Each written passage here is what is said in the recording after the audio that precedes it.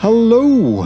Hello and welcome to the first of 3 Halloween short stories. It's October after all, right? And I will start with a really famous and also a really spooky one, The Monkey's Paw by W. W. Jacobs, which is to me the perfect story to start with. W. W. Jacobs was born in 1863 in London and worked as a clerk in the post office savings bank. But he was not only a clerk, he was also a prolific writer of short fiction and drama, and is best known for his classic horror story, The Monkey's Paw, which was first published in 1902 in a collection titled The Lady of the Barge. This story is a warning. Be careful what you wish for each wish can come at a terrible price. A suspenseful story with a shocking ending that has a lot of influence on many other works of fiction and numerous adaptations and variations in different genres and formats, from The Simpsons to the master himself, Stephen King. I hope you will enjoy listening to this classic work of horror. And now, lean back, grab a blanket and maybe a hot cup of cocoa and make yourself comfortable for some chills with The Monkey's Paw by W. W. Jacobs.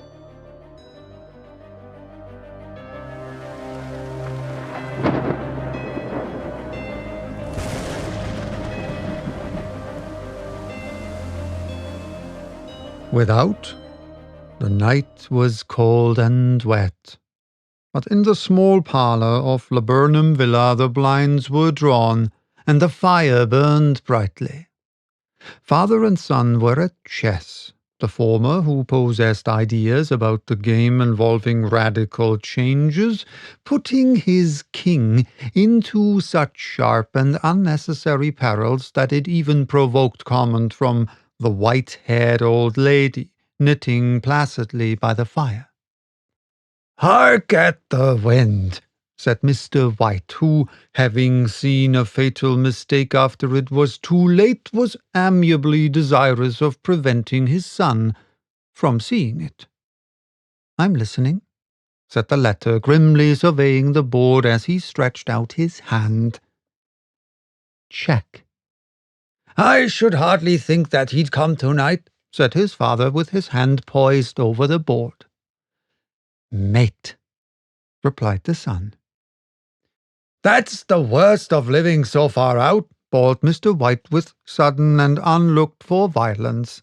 "Of all the beastly, slushy, out-of-the-way places to live in, this is the worst. Pathways a bog, and the roads a torrent. I don't know what people are thinking about. I suppose because only 2 houses in the road are let, they think it doesn't matter."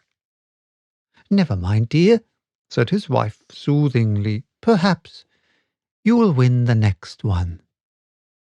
Mr. White looked up sharply, just in time to intercept the knowing glance between mother and son. The words died away on his lips, and he hid a guilty grin in his thin grey beard. "There he is," said Herbert White, as the gate banged too loudly and heavy footsteps came toward the door. The old man rose with hospitable haste, and opening the door was heard condoling with the new arrival. The new arrival also condoled with himself, so that Mrs. White said, "Tut, tut," and coughed gently as her husband entered the room, followed by a tall, burly man, beady of eye and rubicund of visage. "Sergeant Major Morris," he said, introducing him. The sergeant major shook hands and, taking the proffered seat by the fire, watched contentedly while his host got out whiskey and tumblers and stood a small copper kettle on the fire. At the third glass his eyes got brighter, and he began to talk, the little family circle regarding with eager interest this visitor from distant parts, as he squared his broad shoulders in the chair and spoke of wild scenes and doughty deeds of wars and plagues and strange peoples. 21 years of it, said Mr. White, nodding at his wife and son. When he went away, he was a slip of a youth in the warehouse. Now, look at him. He don't look to have taken much harm, said Mrs. White politely. I'd like to go to India myself, said the old man, just to look round a bit, you know. Better where you are, said the sergeant major, shaking his head. He put down the empty glass and, sighing softly, shook it again. I should like to see those old temples and fakirs and jugglers, said the old man. What was that you started telling me the other day about a monkey's paw or something, Morris? Nothing, said the soldier hastily. Leastways, nothing worth hearing. Monkey's paw, said Mrs. White curiously. Well, it's just a bit of what you might call magic, perhaps, said the sergeant major offhandedly. His three listeners leaned forward eagerly. The visitor absent-mindedly put his empty glass to his lips and then set it down again. His host filled it for him. To look at, said the sergeant major, fumbling in his pocket. It's just an ordinary little paw dried to a mummy. He took something out of his pocket and proffered it. Mrs. White drew back with a grimace, but her son, taking it, examined it curiously. And what is there special about it? Inquired Mr. White as he took it from his son and, having examined it, placed it upon the table. It had a spell put on it by an old fakir, said the sergeant major, a very holy man. He wanted to show that fate ruled people's lives and that those who interfered with it did so to their sorrow. He put a spell on it so that 3 separate men could each have 3 wishes from it. His manner was so impressive that his hearers were conscious that their light laughter jarred somewhat. Well, why don't you have 3, sir? Said Herbert White cleverly. The soldier regarded him in the way that middle age is wound to regard presumptuous youth. I have, he said quietly, and his blotchy face whitened. And did you really have the 3 wishes granted? Asked Mrs. White. I did, said the sergeant major, and his glass tapped against his strong teeth. And has anybody else wished? Persisted the old lady. The first man had his 3 wishes, yes, was the reply. I don't know what the first 2 were, but the third was for death. That's how I got the paw. His tones were so grave that a hush fell upon the group. If you've had your 3 wishes, it's no good to you now, then, Morris, said the old man at last. What do you keep it for? The soldier shook his head. Fancy, I suppose, he said slowly.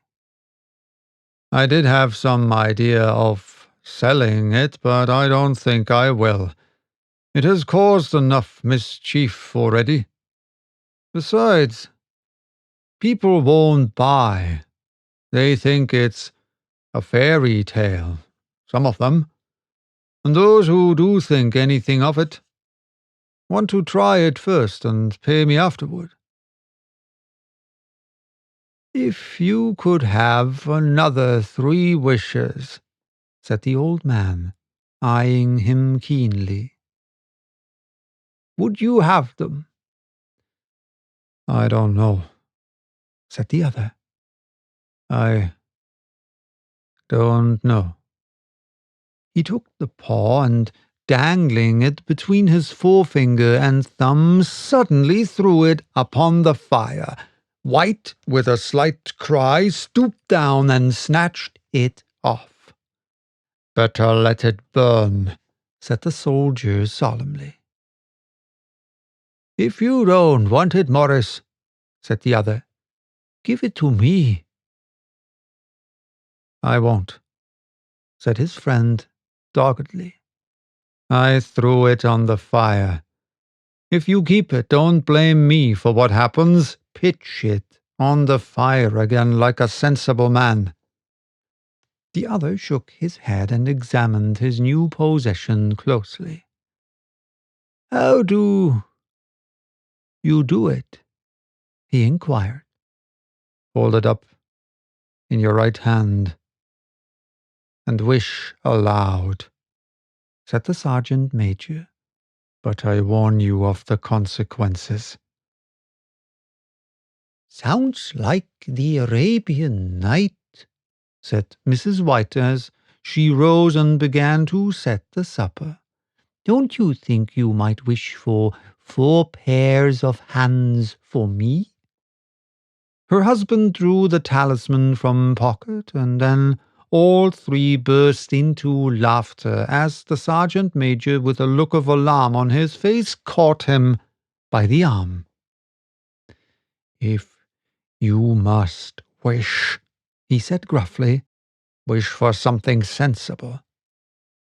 Mr. White dropped it back in his pocket and, placing chairs, motioned his friend to the table. In the business of supper, the talisman was partly forgotten, and afterward the 3 sat listening in an enthralled fashion to a second installment of the soldier's adventures in India.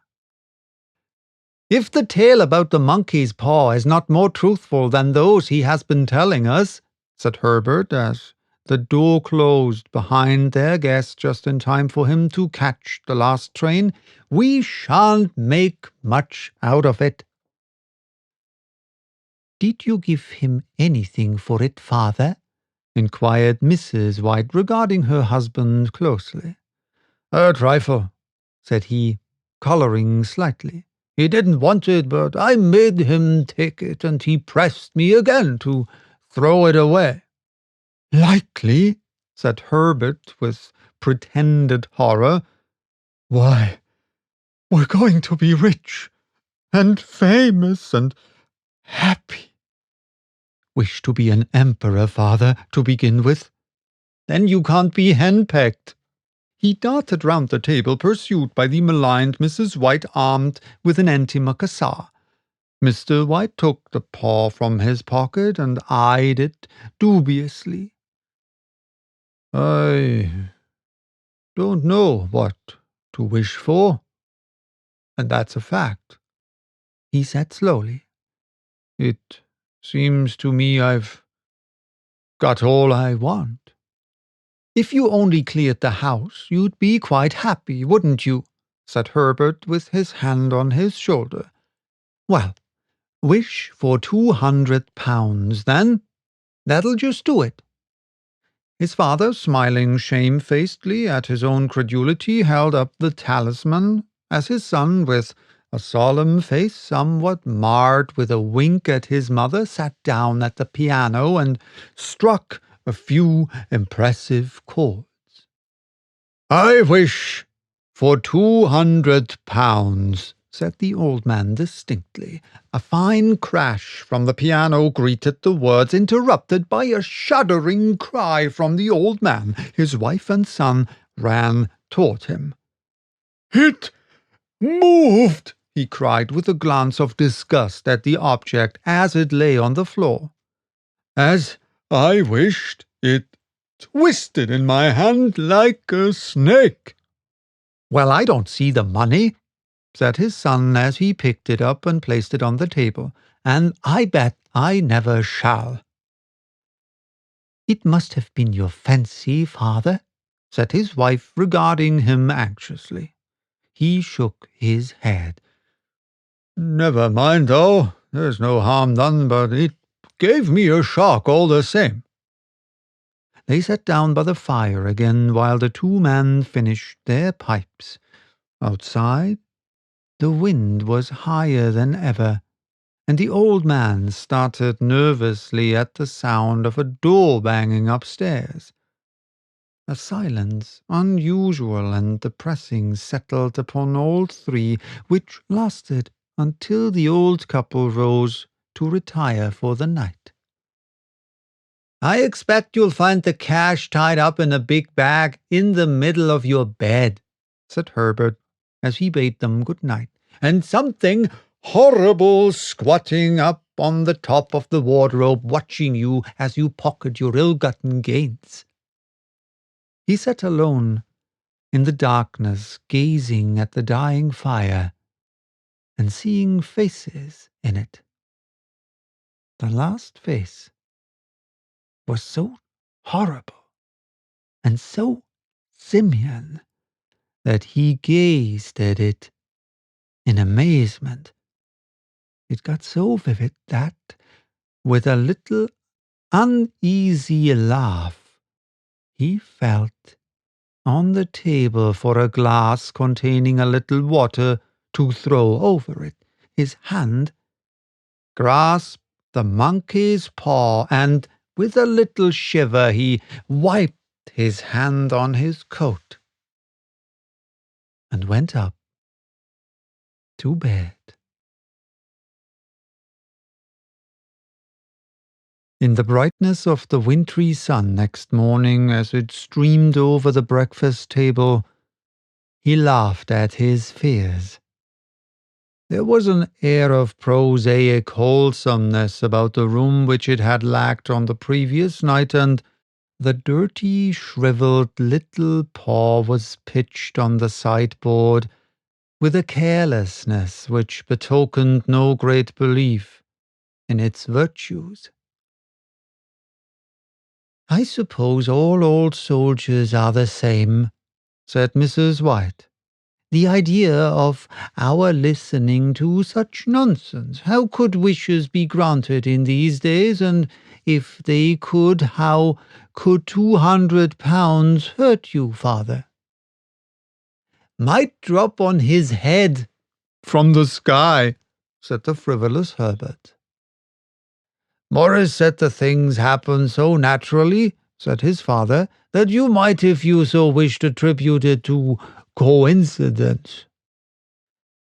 "Well, don't break into the money before I come back," said Herbert as he rose from the table. "I'm afraid it'll turn you into a mean, avaricious man, and we shall have to disown you." His mother laughed, and, following him to the door, watched him down the road, and, returning to the breakfast table, was very happy at the expense of her husband's credulity. All of which did not prevent her from scurrying to the door at the postman's knock, nor prevent her from referring somewhat shortly to retired sergeant majors of bibulous habits when she found that the post brought a tailor's bill. "Herbert will have some more of his funny remarks, I expect, when he comes home," she said, as they sat at dinner. "I dare say," said Mr. White, pouring himself out some beer. "But for all that, the thing moved in my hand, that I'll swear to." "You thought it did," said the old lady, soothingly. "I say it did," replied the other. "There was no thought about it. I had just... what's the matter?" His wife made no reply. She was watching the mysterious movements of a man outside who, peering in an undecided fashion at the house, appeared to be trying to make up his mind to enter. In mental connection with the 200 pounds, she noticed that the stranger was well dressed and wore a silk hat of glossy newness. 3 times he paused at the gate, and then walked on again. The 4th time he stood with his hand upon it, and then, with sudden resolution, flung it open and walked up the path. Mrs. White at the same moment placed her hands behind her, and hurriedly unfastening the strings of her apron, put that useful article of apparel beneath the cushion of her chair. She brought the stranger, who seemed ill at ease, into the room. He gazed at her furtively and listened in a preoccupied fashion as the old lady apologized for the appearance of the room and her husband's coat, a garment which she usually reserved for the garden. She then waited as patiently as her sex would permit for him to broach his business, but he was at first strangely silent. "I was asked to call," he said at last, and stooped and picked a piece of cotton from his trousers. "I come from Maw and Maggins." The old lady started. "Is anything the matter?" she asked breathlessly. "Has anything happened to Herbert? What is it? What is it?" Her husband interposed. There, mother," he said hastily. "Sit down and don't jump to conclusions. You've not brought bad news, I'm sure, sir." And he eyed the other wistfully. "I'm sorry," began the visitor. "Is he hurt?" demanded the mother wildly. The visitor bowed in assent. "Badly hurt," he said quietly, "but he is not in any pain." "Oh, thank God," said the old woman, clasping her hands. "Thank God for that. Thank—" She broke off suddenly as the sinister meaning of the assurance dawned upon her, and she saw the awful confirmation of her fears in the other's averted face. She caught her breath, and, turning to her slower-witted husband, laid her trembling old hand upon his. There was a long silence. "He was caught in the machinery," said the visitor at length, in a low voice. "Caught in the machinery," repeated Mr. White in a dazed fashion. "Yes." He sat staring blankly out at the window, and taking his wife's hand between his own, pressed it, as he had been wont to do in their old courting days, nearly 40 years before. "He was the only one left to us," he said, turning gently to the visitor. "It is hard." The other coughed and, rising, walked slowly to the window. "The firm wished me to convey their sincere sympathy with you in your great loss," he said, without looking round. "I beg that you will understand I am only their servant and merely obeying orders." There was no reply. The old woman's face was white, her eyes staring and her breath inaudible. On the husband's face was a look such as his friend the sergeant might have carried into his first action. "I was to say that Maw and Meggins disclaim all responsibility," continued the other. "They admit no liability at all, but in consideration of your son's services they wish to present you with a certain sum as compensation." Mr. White dropped his wife's hand and, rising to his feet, gazed with a look of horror at his visitor. His dry lips shaped the words, "How much?" £200 was the answer.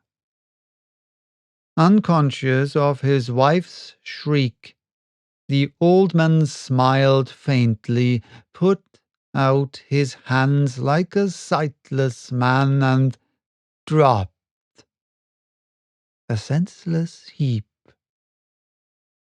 to the floor.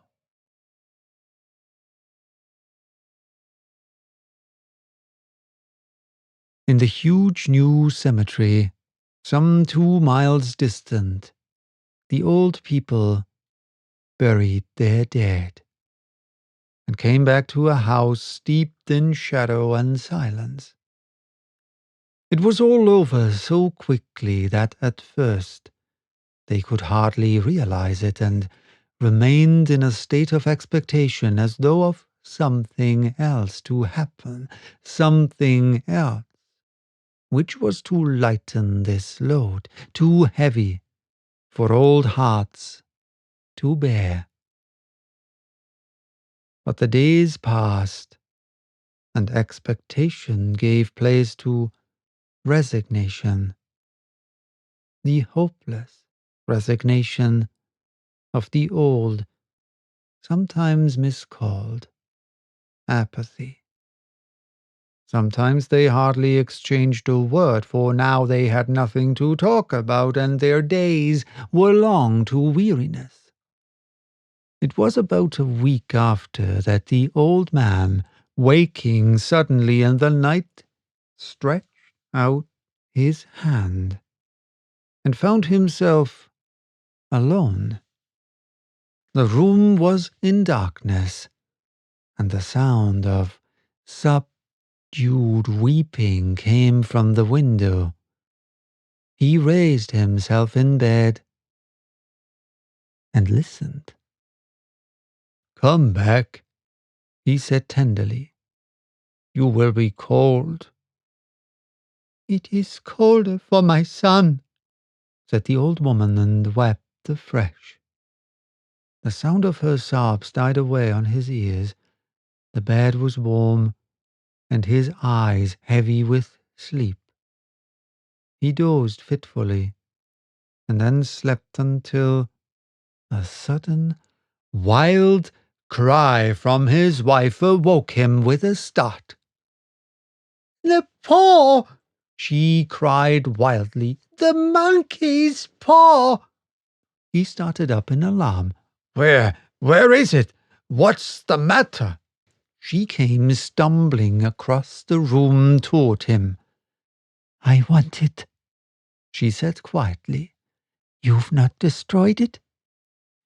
"It's in the parlor, on the bracket," he replied, marveling. "Why?" She cried and laughed together, and bending over kissed his cheek. "I only just thought of it," she said hysterically. "Why didn't I think of it before? Why didn't you think of it?" "Think of what?" he questioned. "The other 2 wishes," she replied rapidly. "We've only had one." "Was not that enough?" he demanded fiercely. "No," she cried triumphantly. "We'll have one more. Go down and get it quickly, and wish our boy alive again." The man sat up in bed and flung the bedclothes from his quaking limbs. "Good God, you are mad!" he cried, aghast. "Get it," she panted. "Get it quickly and wish. Oh, my boy, my boy!" Her husband struck a match and lit the candle. "Get back to bed," he said unsteadily. "You don't know what you are saying." "We had the first wish granted," said the old woman feverishly. "Why not the second?" "A coincidence," stammered the old man. "Go and get it and wish," cried his wife, quivering with excitement. The old man turned and regarded her, and his voice shook. "He has been dead 10 days, and besides I would not tell you else, but I could only recognize him by his clothing. If he was too terrible for you to see then, how now?" "Bring him back," cried the old woman, and dragged him toward the door. "Do you think I fear the child I have nursed?" He went down in the darkness and felt his way to the parlor, and then to the mantelpiece. The talisman was in its place, and a horrible fear that the unspoken wish might bring his mutilated son before him ere he could escape from the room seized upon him, and he caught his breath as he found that he had lost the direction of the door. His brow cold with sweat, he felt his way round the table and groped along the wall until he found himself in the small passage with the unwholesome thing in his hand. Even his wife's face seemed changed as he entered the room. It was white and expectant, and to his fears seemed to have an unnatural look upon it. He was afraid of her. "Wish!" she cried in a strong voice. "It is foolish and wicked," he faltered. "Wish!" repeated his wife. He raised his hand. "I wish my son alive again." The talisman fell to the floor, and he regarded it fearfully. Then he sank trembling into a chair as the old woman with burning eyes walked to the window and raised the blind.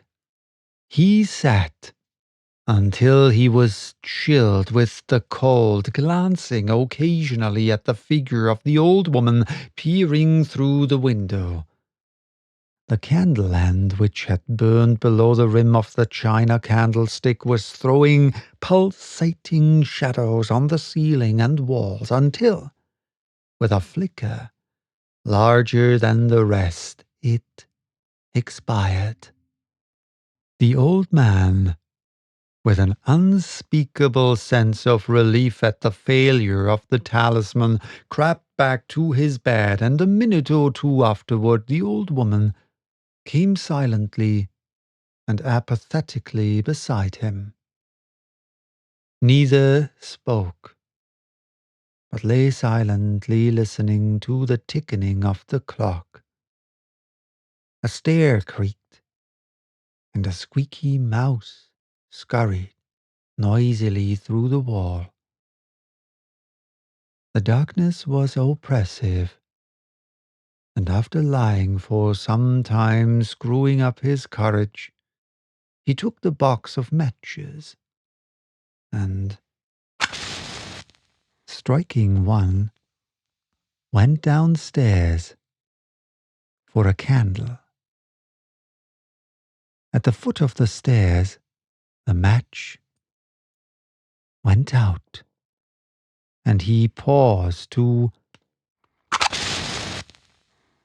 strike another one. And at the same moment, a knock, so quiet and stealthy as to be scarcely audible, sounded on the front door. The matches fell from his hand and spilled in the passage. He stood motionless, his breath suspended until the knock was repeated. Then he turned and fled swiftly back to his room and closed the door behind him. A third knock sounded through the house. "What's that?" cried the old woman, starting up. "A rat," said the old man in shaking tones. "A rat. It passed me on the stairs." His wife sat up in bed listening. A loud knock resounded through the house. "It's Herbert!" she screamed. "It's Herbert!" She ran to the door, but her husband was before her and, catching her by the arm, held her tightly. "What are you going to do?" he whispered hoarsely. "It's my boy! It's Herbert!" she cried, struggling mechanically. "I forgot it was 2 miles away. What are you holding me for? Let go! I must open the door." "For God's sake, don't let it in!" cried the old man, trembling. "You're afraid of your own son!" she cried, struggling. "Let me go! I'm coming, Herbert! I'm coming!" There was another knock, and another. The old woman, with a sudden wrench, broke free and ran from the room. Her husband followed to the landing and called after her appealingly as she hurried downstairs. He heard the chain rattle back and the bottom bolt drawn slowly and stiffly from the socket. Then the old woman's voice, strained and panting. "The bolt!" she cried loudly. "Come down! I can't reach it!" But her husband was on his hands and knees, groping wildly on the floor in search of the paw. If he could only find it before the thing outside got in!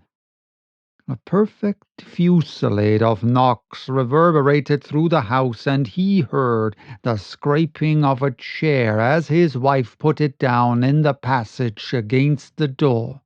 He heard the creaking of the bolt as it came slowly back, and at the same moment he found the monkey's paw and frantically breathed his third and last wish. The knocking ceased suddenly, although the echoes of it were still in the house. He heard the chair draw back, and the door opened. A cold wind rushed up the staircase, and a long, loud wail of disappointment and misery from his wife gave him courage to run down to her side, and then to the gate beyond. The street lamp, flickering opposite, shone on a quiet and deserted road.